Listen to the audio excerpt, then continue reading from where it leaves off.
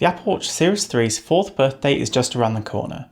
If you are like me and were enticed by its sports tracking capabilities and deep integration with the iPhone, you may be surprised to see that Apple is still selling that very watch alongside the budget-focused yet slightly more expensive Apple Watch SE.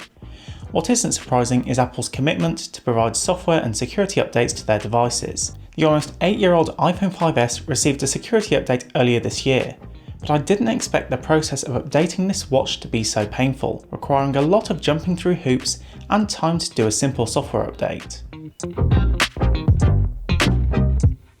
Before we get started with the video, if you're new to the channel and enjoy this video, make sure to give it a like and subscribe to the channel to make sure you don't miss out on future reviews and content.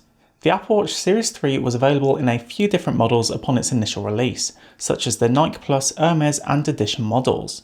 Storage options would vary depending on whether you purchased a cellular or non-cellular version of the watch, with the pricier cellular options including 16GB of storage and the non-cellular version shipping with only 8GB. If you have a cellular version of the Series 3, it's probable that you've never run into this issue, so you may be wondering what on earth is he on about. However, if you're in a non-cellular Series 3 or plan to buy one, the frustrating process of needing to do a specific routine to update the watch is a big turn-off. With only 8GB of storage, the Series 3 does not have a lot of room to play with when it comes to downloading an update, so you'll likely be told that you do not have enough free storage on your Apple Watch to update. This has happened to me multiple times in the last year.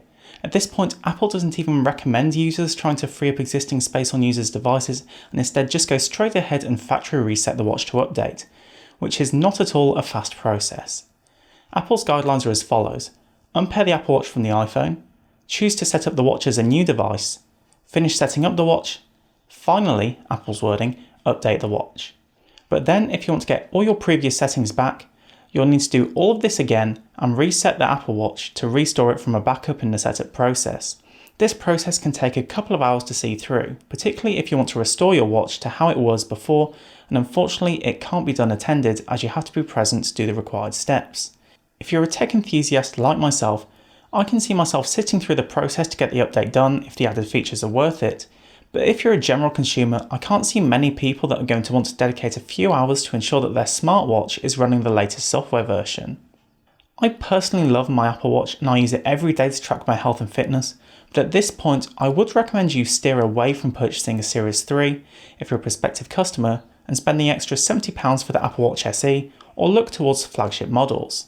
To see Apple still selling the Series 3 with 8GB of built-in storage is very disappointing, considering that they know that the updating process is going to go the way it does, and that experience is not something that I would expect from Apple.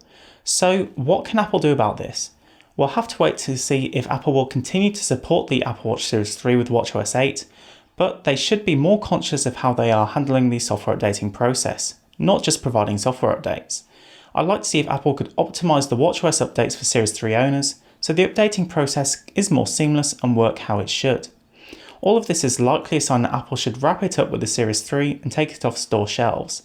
At times I have thought about upgrading to a newer model of the Apple Watch just to put this updating issue behind me, and maybe that's what Apple wants. That's been it for this video. If you liked it, please consider subscribing. It's a little different in comparison to the other videos on the channel, so let me know what you think. Thanks for watching and I'll see you in the next one.